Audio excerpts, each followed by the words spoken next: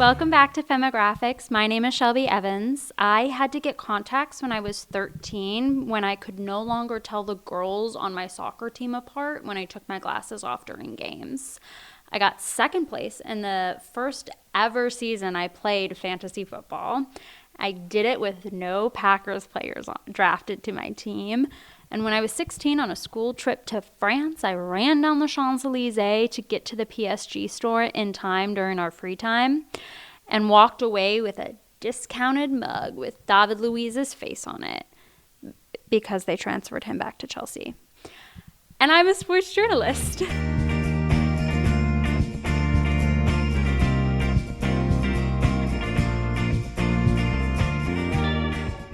I'm really excited to share this first part of the conversation I had with John Pierce. He is a professor of practice at ASU's W.P. Carey School of Business. But before that, he was the director of marketing with the Miami Marlins. He then worked with the Walt Disney Company for 5 years, developing the ESPN brand. Pierce was also the managing marketing director for the U.S. Olympic Committee. And he managed programs intended to grow the Olympic brand and build engagement among fans. He was also the chief marketing director for the Arizona Coyotes from 2014 to 2016. Over the last decade, he's become an expert in esports, running Player 2, a sponsorship and marketing studio. On top of all of this on his resume, he also has a 4.9 on Rate My Professor. So I really appreciate him agreeing to let me talk to him, not about esports, but more getting to talk to him about team marketing and messaging and the impact that has on journalists and audiences. So let's start with the overview of what sports marketing means. Can you just, from your point of view and your years of experience, define what the objective of a sports marketing department is from a team perspective? Yeah. Excuse me. From a team perspective, sports marketing is maximizing fan engagement and revenue when times are good. Maximizing it, making sure that we're hitting on every opportunity to reach new fans and every opportunity to earn additional revenue. And then when things are not going well in terms of team performance, it's minimizing the loss of fans and minimizing the loss of revenue. So most of what a team does in any sport, sorry, most of what a team does in any sport, like the 40% in the middle is all like whatever the team does on the field of play or on the ice or wherever. The remaining 30% on the top and 30 on the bottom is where sports marketers play. So that's, they're in the entertainment business. I don't know why, it's really entertainment marketing. It's no different than marketing movies or music or anything else. People are spending discretionary dollars to be entertained, watching other people do amazing athletic feats.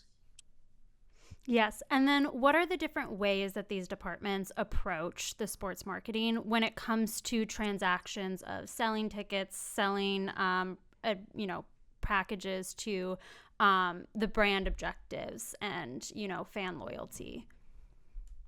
Yeah, so the the first and foremost, the sports marketer's responsibility is to keep fans engaged, meaning, and that can take, any number of forms. It can mean buying tickets.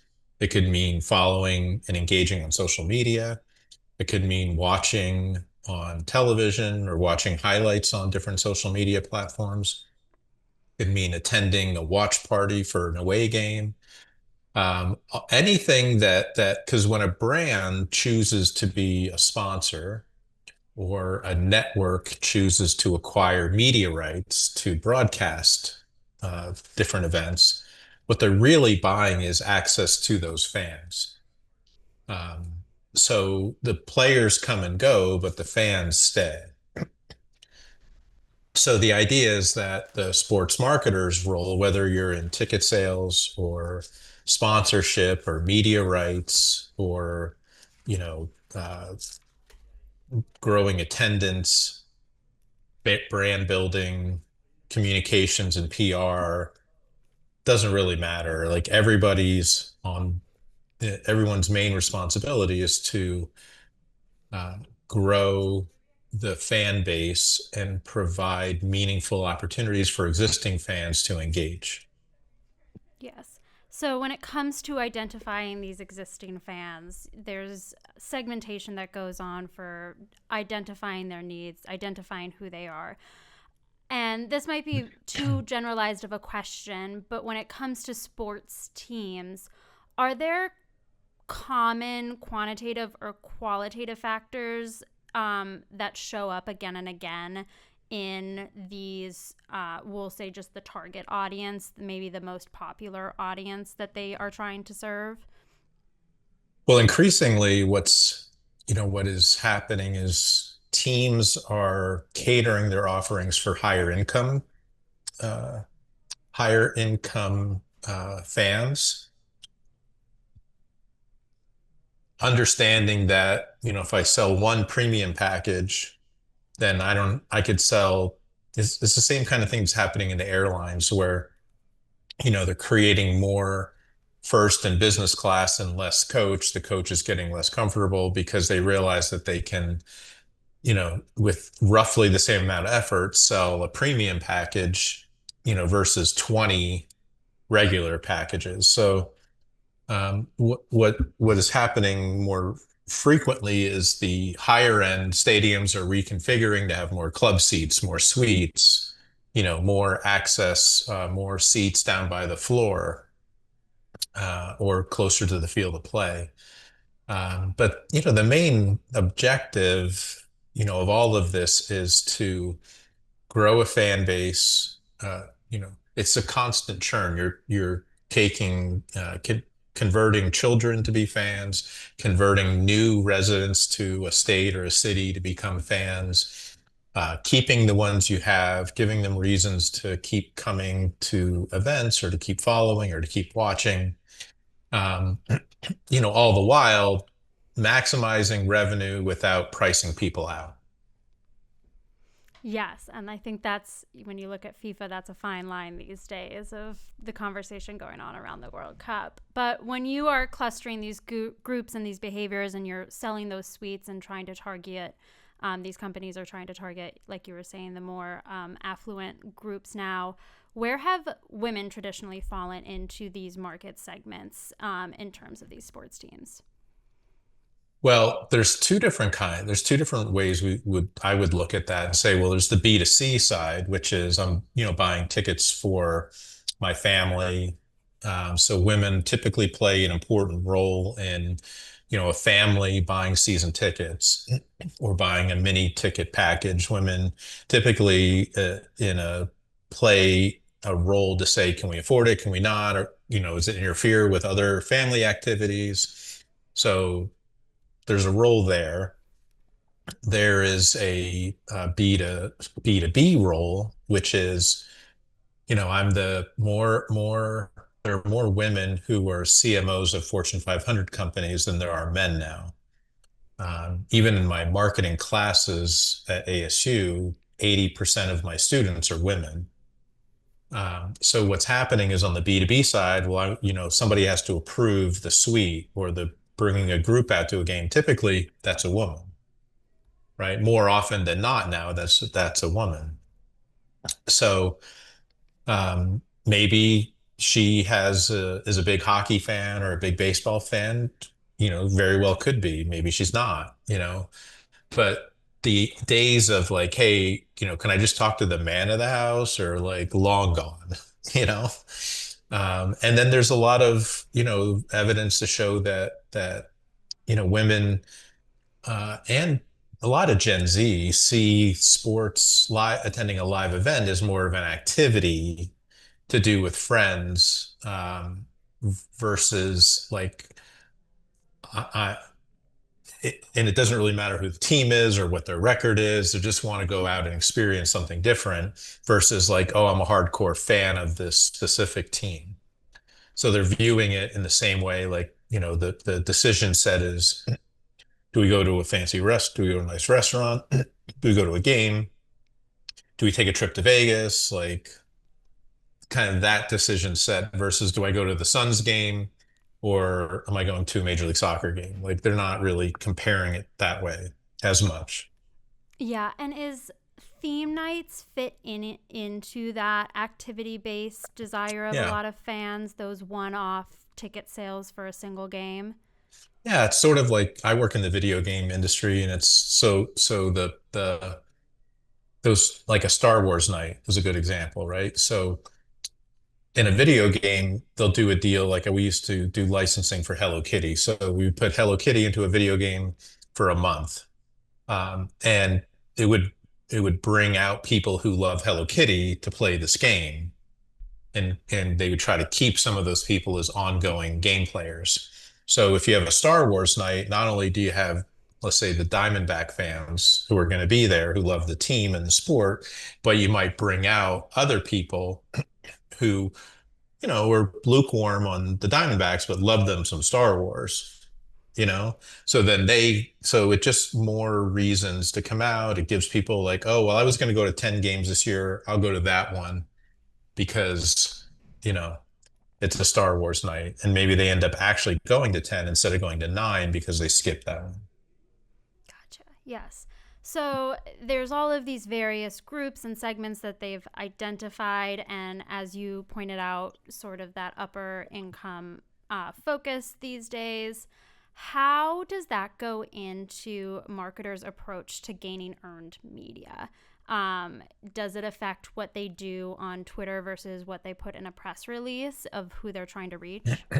Yeah, I mean, when I first started, earned media meant getting an article in the Miami Herald or the Arizona Republic, or getting the local news to cover something. And now I don't think they really care about those things nearly as much as having highly engaged social media, having highlights that they put out, because most of the highlights are owned by the leagues, not the team.